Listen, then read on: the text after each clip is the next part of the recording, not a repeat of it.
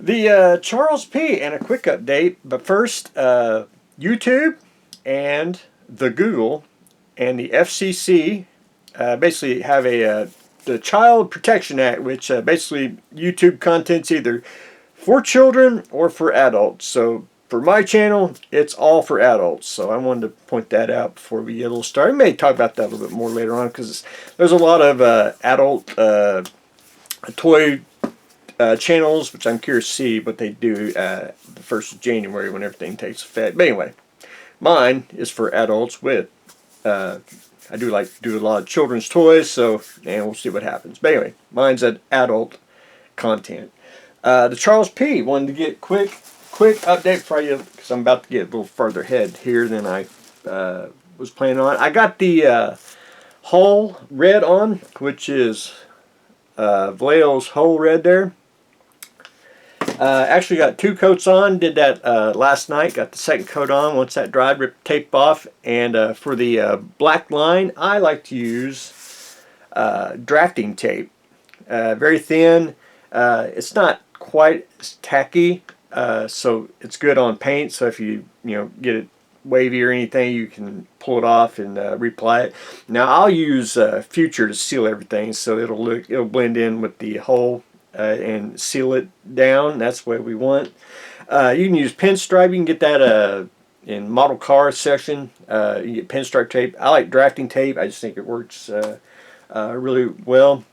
And I use it for ships, waterline mark, and that's because I can't paint a straight line. I've tried, because I try to mask a straight line to paint it black, or either get bleed or it'll be all wavy. But I think it's just a lot more nicer with the black pinstripe.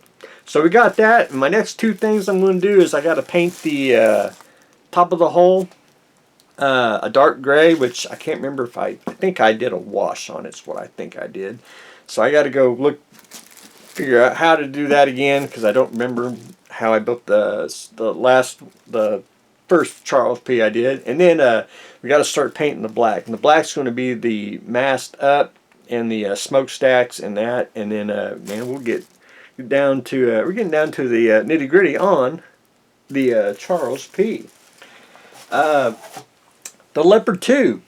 I'm just about done with it. I did get got the rubber tracks on, and I like to, well, I don't like to paint the tracks and then put them on. I just put them all on, paint it, because you can modulate the paint as you go. The bustle rack, if you can see that, I got the wire mesh on there, and it looks like you glued it on. It really does. If you ever get bustle rack, you want photo etch mesh, it'd just be easier and look nicer. Just to give it a little character and to hide the god-awful screen on there, I did some tissue paper tarps. And man, there's a lens flare. Got to get over here and get out of the light. All you do is take tissue paper. Don't get the one with the aloe in it. You want just the plain Jane tissue paper. Cut it out. Lay it on there. Get you put it up. White glue and water, just a little mixture. Basically take your paintbrush, dip it in the mixture, and just start dabbing it on, and you get nice folds. It'll look like it drapes realistically, and works out pretty well. Now it won't be white. I'll paint it a tarpy gray color, so we'll be good to go on that. I just got to sand just a little bit more and shoot a little bit of primer on it, just make sure. But the primer I'm going to use is I'm going to paint the whole tank black, because the rubber on the road wheels are black, and then I'm just going to, that'll help with the shadows and everything. And then it's going to be a NATO 3-tone, which I would like to do it in Vallejo, but I don't know if I got all the NATO colors, so we'll probably do Tamaya, because I got Tamaya's NATO 3-tone paints, so we may go that route. But anyway, other than that, that's where I am on the Leopard 2. Big Gundam, and I want to go with the Gundam Greyback. I like that name real well. I basically been working on the arms. Let me get the other arm.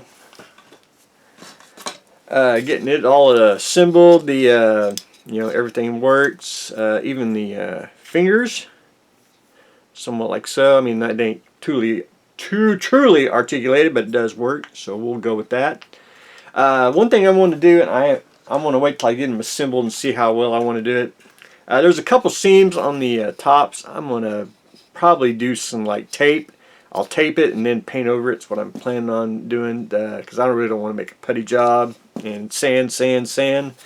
What I may do is, after I get him assembled, I may paint one of his shoulders a orange color, just to make it offset the color on it. You've probably seen a lot of MAK or other Gundams with like a orange shoulder. I like it. It just makes it different and odd. So anyway, Gundam Greyback is slowly taking shape, and I've just been sub-assembling like the legs.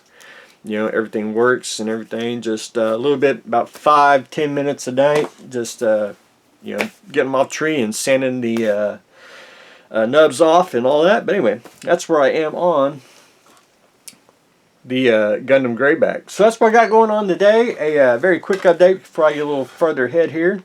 Working on the big Gundam, the Leopard 2. Pretty much all assembled with the added tarps and the Charles P. We got its whole red and waterline on. So that's what I got going on today. So stay tuned for the next exciting episode.